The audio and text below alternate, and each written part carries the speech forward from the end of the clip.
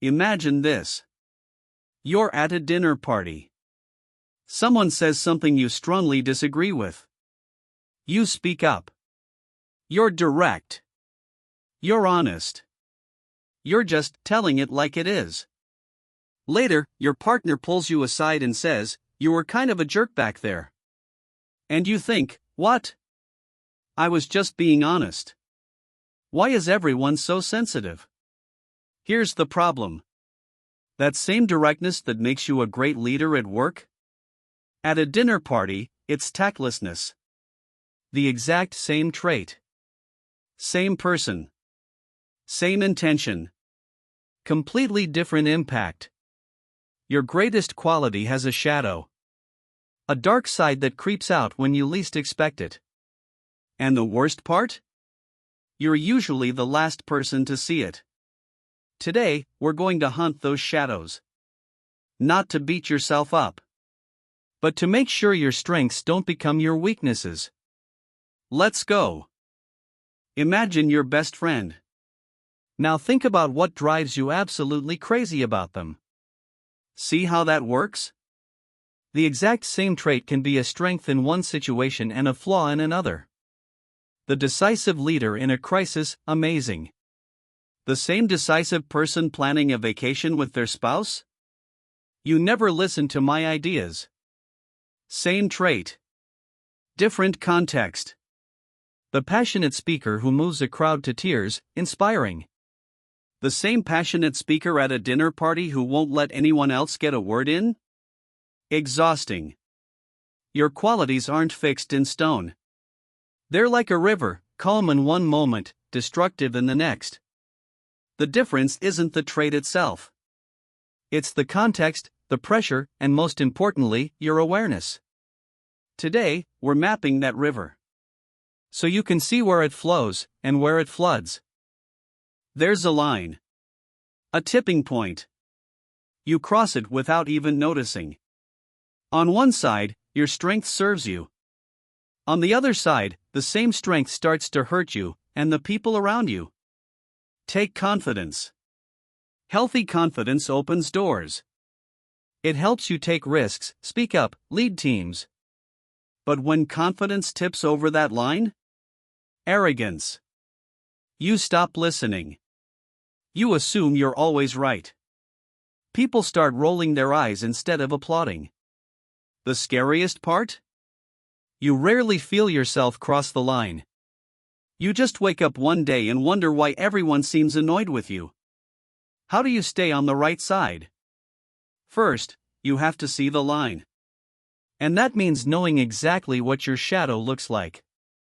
Let me show you. Picture this. You're in a meeting. You speak your mind honestly. You're being direct. But your colleague's face falls. Later, you find out they felt humiliated. That's the shadow of frankness, tactlessness. It's not about what you said. It's about how it landed. Now imagine a friend asks for help moving. You say yes immediately. You're so helpful.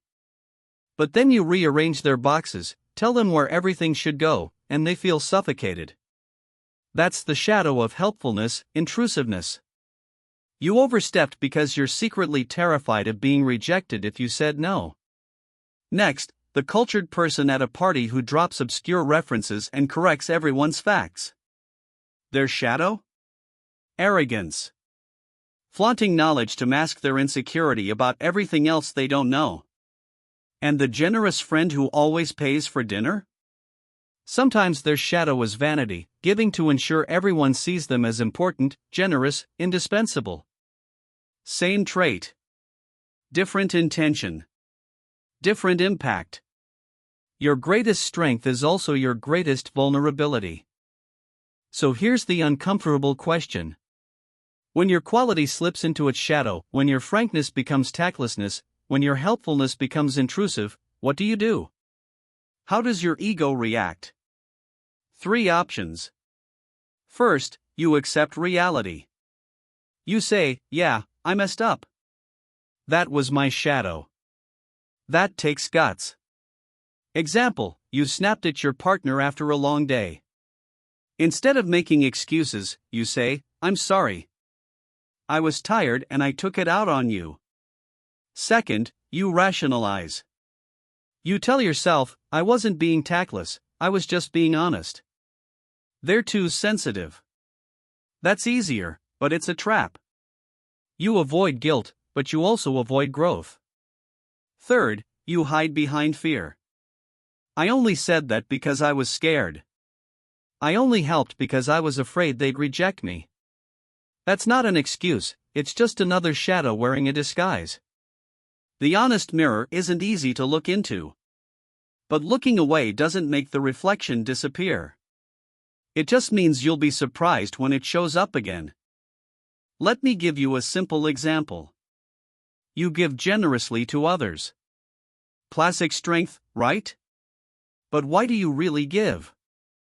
3 possible instincts. 1. You're lucid. You know exactly why you give. You're aware of your shadow and you've set boundaries for it. I give because I want to, but I also know when to stop. I've learned that overgiving burns me out and doesn't actually help anyone.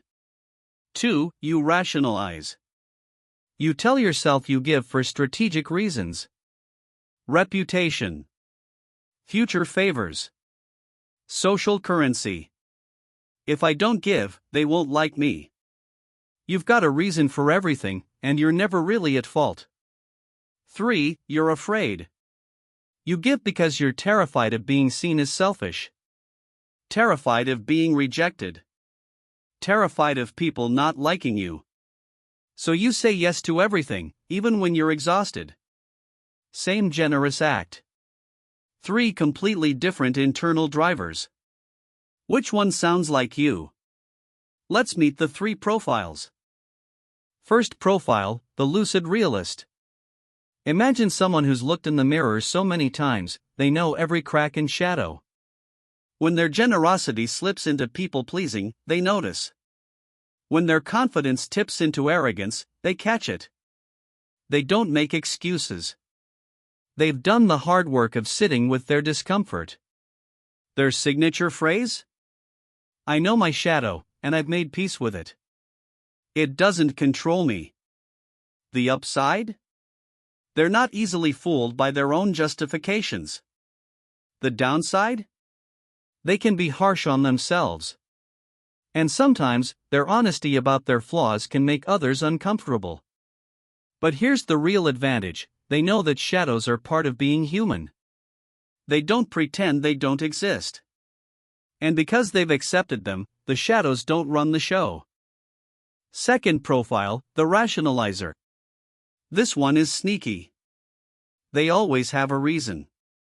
When their helpfulness becomes intrusive, they say, "I was just trying to be nice." When their frankness hurts someone, they say, "I was just being honest." They believe their own justifications. That's the trap. Their signature phrase? There's a perfectly good explanation for that. They've constructed an entire mental framework where they're never really at fault. There's always a strategic reason, a circumstantial excuse, a noble intention that just went slightly wrong. The upside? They avoid guilt. They sleep well at night. The downside? They never really grow. Because you can't fix what you won't admit. And the people around them? They see the shadow, even if the rationalizer doesn't. They just stop telling you. Third profile, the fearful protector. This is the most common, and the most hidden. Their shadows are driven by fear. Fear of being rejected. Fear of being seen as selfish. Fear of being humiliated. Fear of being abandoned. Their signature phrase? "I just wanted everyone to be okay."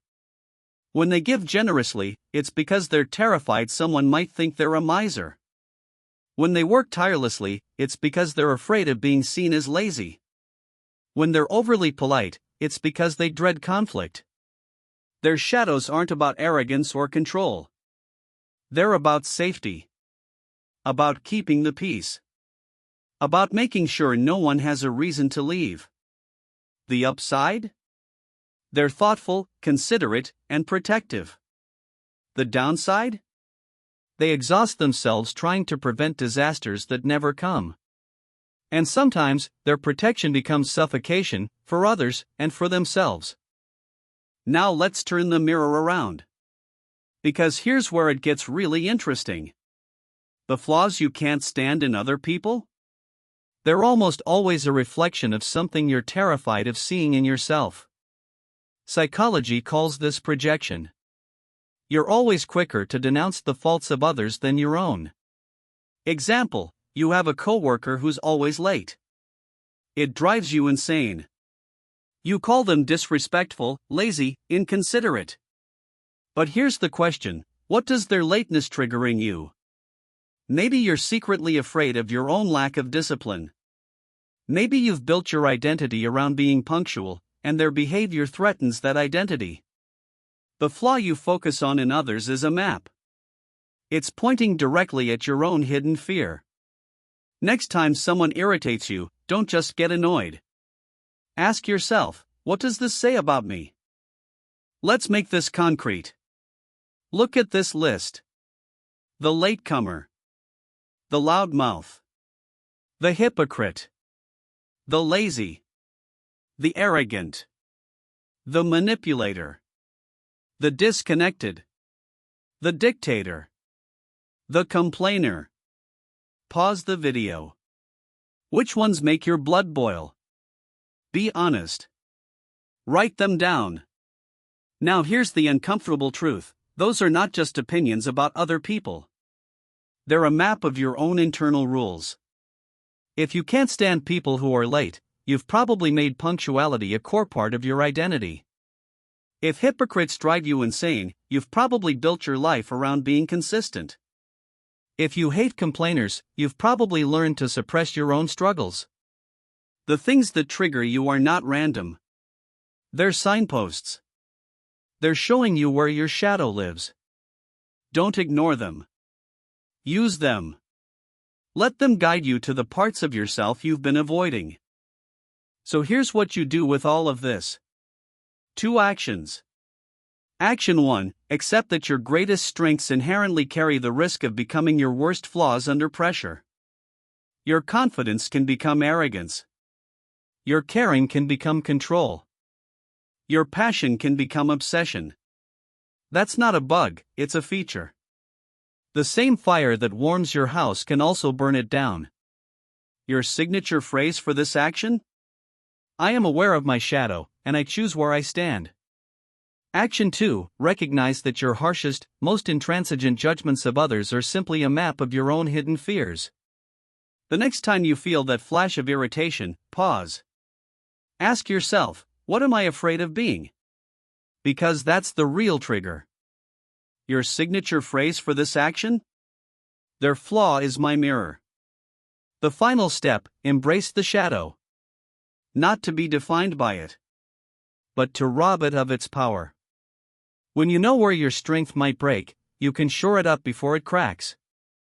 When you know what you're projecting onto others, you can stop blaming them and start healing yourself. The goal isn't to be perfect. The goal is to be whole. Light and shadow, both are yours. Own them both. Thanks for watching. If this hit home, drop a comment. Which profile are you, the Lucid Realist, the Rationalizer, or the Fearful Protector? And share this with someone who needs to see their own shadow. I'll see you in the next one.